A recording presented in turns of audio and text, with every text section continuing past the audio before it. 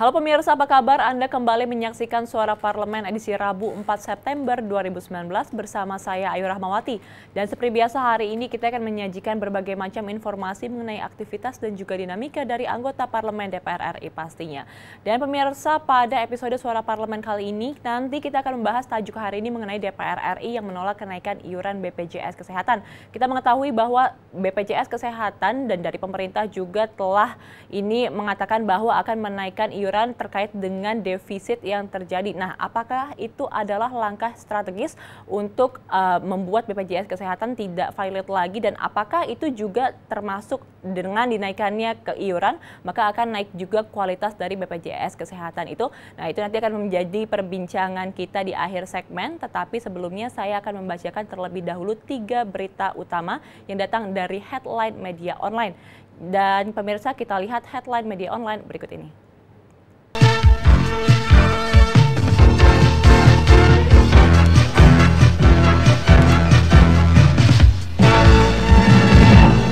Dan pemirsa, berita yang pertama datang dari www.kompas.com. 1 Januari 2020, Kemenkyu umumkan bahwa iuran BPJS Kesehatan naik 100%.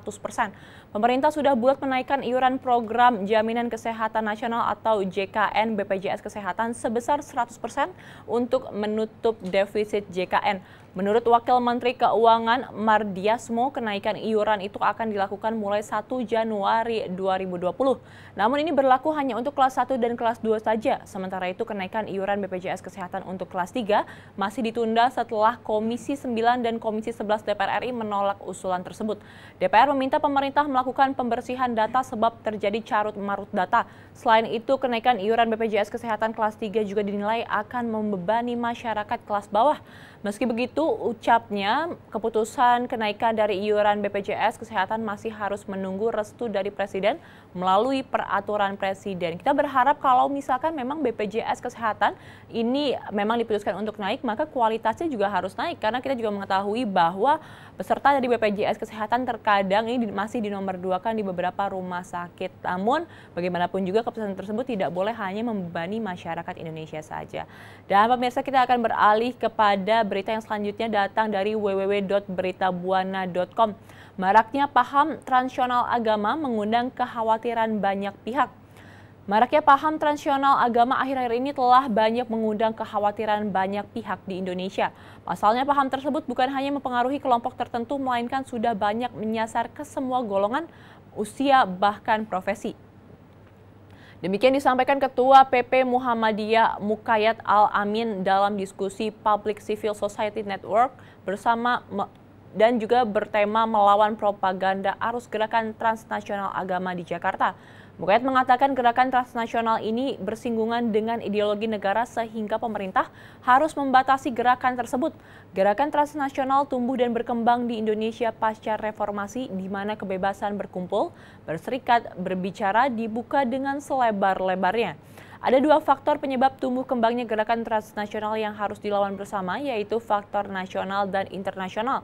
Faktor internasional disebabkan karena adanya ketidakadilan dunia internasional, sementara faktor nasional misalnya cenderung menjadikan Pancasila yang seharusnya menjadi kekuatan identitas negara namun hanya dijadikan dogma, mitos, dan simbol, sehingga menimbulkan lemahnya kehidupan berbangsa dan bernegara. Dan pemirsa, kita akan beralih kepada berita yang selanjutnya datang dari www.tempo.co. Disertasi hubungan intim tanpa nikah, penguji jelaskan masalahnya. Penguji disertasi doktor dari Universitas Islam Negeri Sunan Kalijaga atau Yogyakarta, atau UIN Yogyakarta menjelaskan bahwa sumber masalah konsep hubungan intim tanpa menikah yang diajukan oleh Abdul Aziz. Promotor sekaligus penguji Abdul Aziz satu disertasi tersebut, Khairuddin, menjelaskan bahwa dalam sejarah Islam ada 2 jenis perkawinan dari sisi tujuan, yakni membangun keluarga dan memenuhi kebutuhan biologis. Dasar kawin jenis kedua adalah milik al-yamin yang berkaitan dengan budak untuk memenuhi kebutuhan biologis, yakni kapan tuan dapat berhubungan intim dengan budak atau hambanya memunculkan dua aliran. Aliran yang pertama menurut Khairuddin harus akad nikah, sedangkan aliran yang kedua tidak perlu akad nikah, cukup dengan akad kepemilikan. Wah, ini kalau kita membahas tentang hubungan di luar nikah memang salah satu yang masih menjadi tabu pembahasannya di Indonesia. Tapi kita berharap juga dengan adanya kajian secara ilmiah dapat membuka sisi terang dan juga dapat dijadikan pembelajaran bagi seluruh masyarakat Indonesia. Dan pemirsa, setelah ini kita akan jeda sejenak karena setelahnya kita akan membahas tentang tajuk hari ini mengenai DPR RI yang tolak kenaikan iuran BPJS Kesehatan setelah jeda berikut.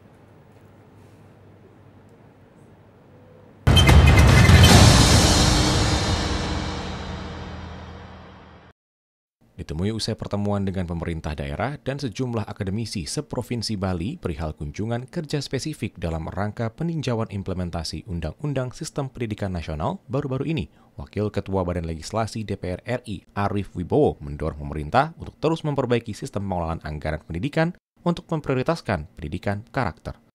Ya, pendidikan karakter, pendidikan budi pekerti masyarakat kita, ya hal-hal yang tidak melulu hanya menyangkut soal skill, soal keterampilan, tetapi juga watak, ya, mentalitas anak didik kita menjadi lebih baik. Dan itu tentu dimulai dari membangun satu sistem yang kredibel untuk itu, dan tentu saja memperbaiki kualitas para pendidik kita. Anggota Badan Legislasi DPR RI Andi Yuliani Paris mengatakan, perlu ada revisi terhadap Undang-Undang Sistem Pendidikan Nasional mengingat perubahan teknologi pendidikan yang terjadi saat ini. Ia berpendapat Undang-Undang Nomor 20 Tahun 2003 perlu direvisi agar arah kebijakan undang-undang juga dapat disesuaikan dengan kemajuan zaman serta dapat menunjang potensi yang dimiliki para anak didik. Kita punya bakat yang cukup banyak, potensi anak-anak kita, anak didik kita. Tetapi sistem pendidikan yang ada saat ini belum terlalu menunjang. Nah, tentunya diharapkan dengan kunjungan balik pada hari ini, termasuk di Provinsi Bali, ingin mendapatkan masukan ketika kita nanti merevisi undang-undang tentang sistem pendidikan nasional ini. Dari Provinsi Bali, Firdaus Panji, TVRI Parlemen melaporkan.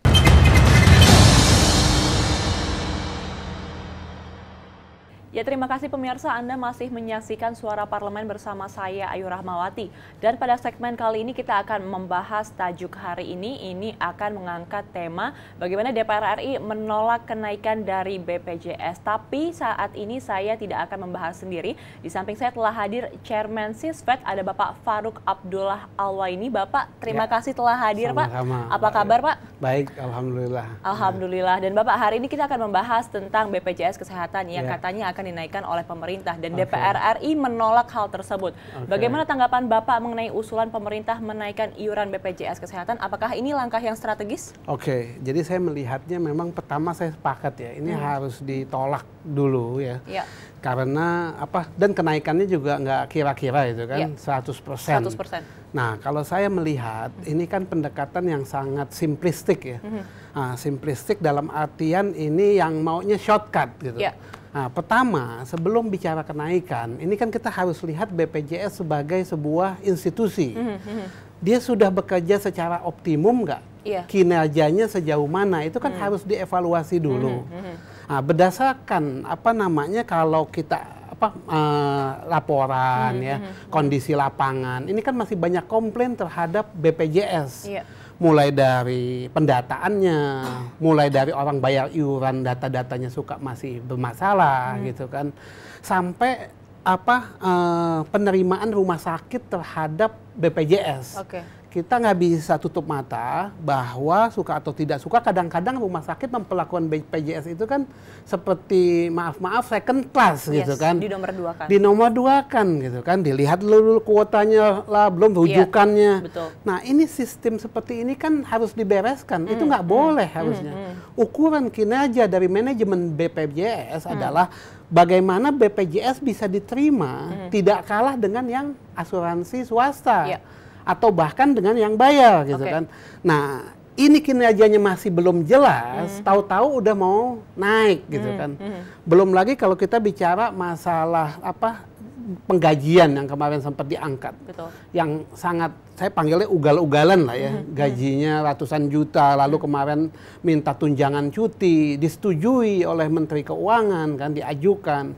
Nah, ini jadinya kacau ini kan sistemnya nih mismanagement saya lihat. Jadinya satu sisi manajemennya ini inefficient dengan penggajian yang begitu besar, kinerja yang masih buruk, tetapi sudah mau minta lagi belum apa-apa harga naik lagi.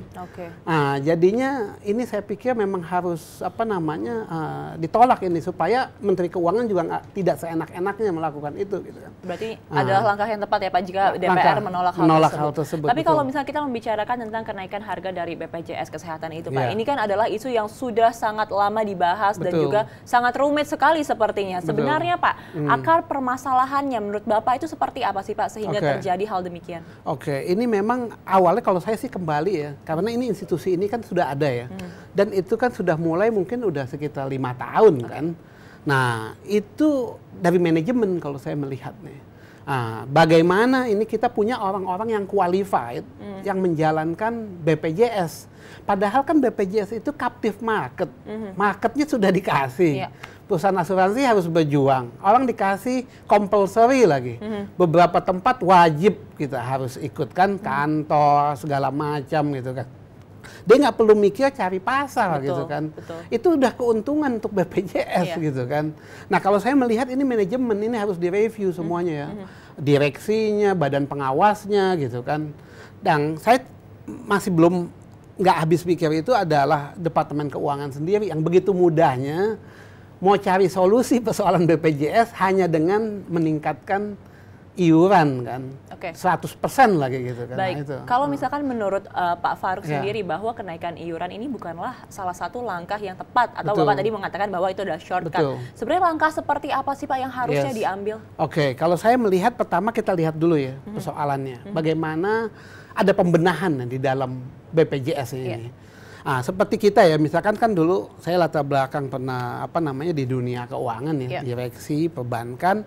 Kita itu kan tiap tahun kalau kita mau mengajukan rencana anggaran bisnis gitu kan, ya kita kan harus menunjukkan kita sudah melakukan apa gitu kan. Nggak bisa kita mengajukan anggaran dan lain sebagainya tanpa kita kasih lihat apa-apa yang kita lakukan dan apa-apa yang kita bisa lakukan gitu kan. Nah ini yang saya lihat lacking gitu kan. Nah, dia harus melakukan ini udah 5 tahun harusnya kan. Ini kita harus tinjau lagi di rootnya sekarang nih gimana sih gitu kan. Ada sejauh mana ini dia udah optimum gitu kan. Ini harus kembali ke manusia yang menjalankan BPJS-nya ini gitu kan. Dia qualified nggak sih semuanya ini gitu kan. Juga ya itu sekarang saya jadi kritikal juga dengan Menteri Keuangan gitu kan. Yang dengan begitu mudahnya beliau pun perlu dipertanyakan lagi, ini cocok nggak nih yang seperti ini? Jadinya dia liberal untuk yang untuk yang elitnya, manajemennya, tapi dia tough, jadi kapitalis untuk yang susah, sosialis untuk yang elit-elitnya BPJS gitu kan. Nah ini kan nggak benar ini yang kayak gini nih. Kalau misalkan memang telah mendapatkan banyak kritikan pedas dari berbagai macam pihak Pak, apa sih sebenarnya menyebabkan pemerintah terus ngotot untuk menaikkan harga dari BPJS Kesehatan? Padahal sudah diketahui nih bahwa fasilitasnya dan juga layanannya itu tidak sepadan. Nah itu dia, itu memang harus ditanyakan kenapa itu pemerintah tuh sampai logikanya saya nggak bisa menjelaskan logika pemerintah gitu kan. Kenapa dia melakukan itu gitu kan. Tetapi kalau saya melihat ini karena mau shortcut aja kalau saya melihatnya ya. Atau kalau ditinjau secara ekonomi makro, saya nggak tahu sejauh mana pengaruh pemikiran-pemikiran misalkan ya, seperti Sri Mulyani dengan latar belakang pendidikannya, pengaruh pemikiran neoklasikal, neoliberal gitu kan, yang cenderung shortcut gitu kan. Ya saya nggak tahu. Jadinya memang kan pemikiran itu dikritisi di dalam konteks pemikiran ekonomi internasional sekarang gitu kan, karena banyak menimbulkan persoalan di negara berkembang gitu kan. Yang bahkan di negara maju itu nggak dipakai pemikiran yang seperti itu gitu kan. Nah, itu. Baik Pak Farouk, ini menarik sekali perbincangan kita tentang BPJS Kesehatan, tapi pemirsa kita akan jeda sejenak terlebih dahulu. Setelah ini kita masih akan kembali membicarakan tentang BPJS Kesehatan. Tetap bersama kami dalam Suara Parlemen.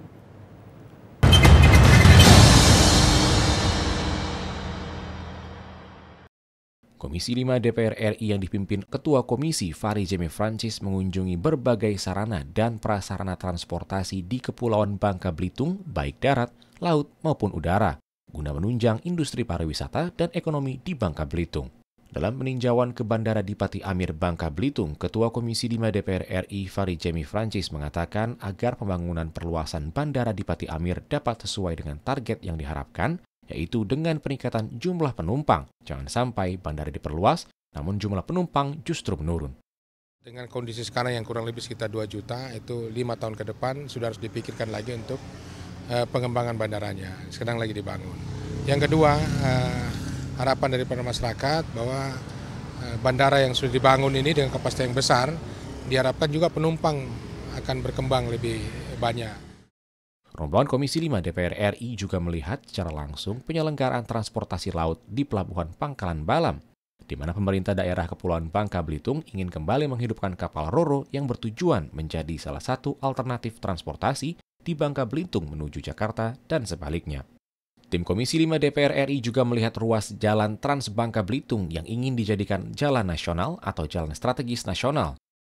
Diharapkan juga berkaitan dengan rencana pengembangan Trans Bangka Belitung, bahwa sudah ada pembebasan lahan dan sebagainya. Nah, ada 2 hal menjadi pekerjaan rumah kita ke depan. Yang pertama adalah bagaimana status jalan itu bisa ditingkatkan dari menjadi status jalan strategis nasional, bahkan jalan nasional. Rohim Nugraha, TVR Parlemen, melaporkan.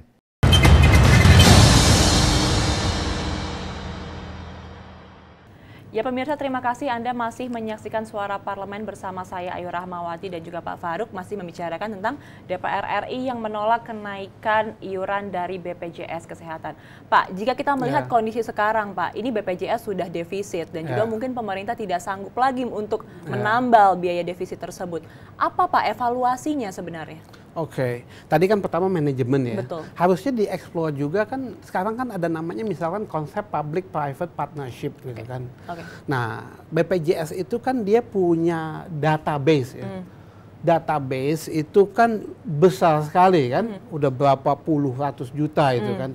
Itu kan kalau kita lihat dalam konteks sekarang ibaratnya tuh big data segala macam, itu nilainya mahal itu kan, database segala macam.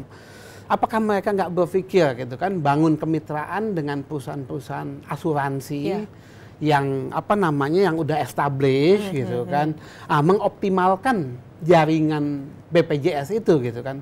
Pasti ada hal-hal ya yang misalkan bisa tuh bersinergi gitu kan. Kalau dia bisa lebih mengeksplor potensi seperti itu gitu kan, khususnya untuk perbaikan layanan ya. Misalkan orang yang punya, kan itu ada kelas 1, kelas 2, kelas 3 gitu kan. Nah kadang-kadang kan kelas 1 aja orang udah bayar. Begitu dibutuhkan nggak ada gitu kan. Dia harus turun gitu kan. Atau dia harus bayar ekstra gitu kan untuk naik gitu kan dan lain sebagainya. Mungkin sebagian kelas menengah gitu kan itu bisa gitu kan untuk kelas 1. Tetapi juga kan orang nggak bisa main dinaikkan. Tetapi nanti nggak ada perbaikan gitu kan. Nah, itu kan harus ada tuh kompensasinya, itu harus jelas gitu kan. Bagaimana bisa nanti kartu BPJS ada kemitraan dengan rumah sakit dengan asuransi yang sudah established bahwa kartunya dihargai di rumah sakit gitu kan. Apa yang dia mau dia dapat gitu kan. Nah, itu kan sebetulnya kalau mau kreatif tuh adalah pembicaraan dengan cara ya, seperti tadi public private partnership itu gitu. Baik Pak, kalau misalkan melihat dari sudut pandang Bapak sebagai ini pengamat perbankan juga dan pengamat ekonomi juga, ini sebenarnya jika kemarin ini tarif-tarif yang sebelum dinaikkan ini, apakah itu dengan dikelola oleh pemerintah, itu layanan seperti yang didapatkan saat ini sudah setimpal ataukah harusnya bisa dimaksimalkan kembali? Ya itu dia tadi saya memang ingin mulainya sebetulnya yang sekarang dulu nih harus dioptimalkan dulu gitu kan. Orang kan bayar yang tadi itu kan apa namanya yang seperti kelas 1 gitu kan, tapi kenyataannya di lapangan nggak selalu mudah gitu kan, kadang-kadang dia harus turun dan lain sebagainya. Ini semuanya harus dimulai dari apa namanya di lapangannya rapihkan dulu gitu. Karena saya melihat ya kalau memang BPJS itu dianggap acceptable ya, orang enak mudah gitu kan, itu pasti itu potensi orang yang punya asuransi sekarang dia lebih bayar lebih mahal, pasti kan akan otomatis akan menarik gitu kan. Betul sekali. Nah, dan potensi juga untuk perusahaan-perusahaan swasta gitu kan yang belum mendaftarkan diri ke BPJS gitu kan. Kalau dia bisa kita kan di mana-mana bisnis kan kita mulai dari produk kita. Betul. Kan. Bukan dari harga kita harus tawarkan produk yang baik gitu. Betul. Kan. Nanti itu bisnis datang sendiri ketika kita punya kualitas ya, jasa, produk yang baik kan datang sendiri kan. Itu harus dirapihkan dulu gitu kan. Oh, baik Pak, kalau kita membicarakan tentang tadi Bapak menyinggung masalah kualitas ya Pak ya. Kalau misalkan ternyata nih BPJS memang dinaikkan oleh pemerintah, apakah ini juga akan seimbang atau juga akan diikuti dengan kenaikan kualitas yang diikuti oleh pemerintah? Betul, itu pertanyaan bagus. Saya rasa sekarang nih siapa yang bisa menjamin ini gitu kan. Tahu-tahu masyarakat sudah dikasih biaya aja gitu kan. Yang saya khawatirkan kita jangan sampai ini kalau kita nggak kaji nih kapasitas manajemennya nih, kita jadi mensubsidi orang-orang yang tidak inkompeten di BPJS ini. Mereka dengan seenaknya menjalankan BPJS, lalu semua masyarakat nih rakyat yang harus mensubsidi mereka dengan menaikkan iuran gitu kan. Tanpa ada jaminan mereka akan mendeliver gitu kan. Akan merubah kinerjanya, akan kasih layanan yang baik, akan terjadi perubahan. Ini nggak ada jaminan seperti itu dan kita sejauh ini melihat pemaparan seperti itu sejauh mana kita belum jelas gitu kan. Yang ada cuman defisit akan terkurang atau bisa tercover segala macam. Tapi tidak ada jaminan bahwa kualitas juga akan ditingkatkan. Membaik.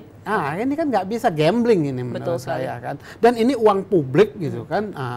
Rakyat yang disuruh bayar lah ibaratnya kan.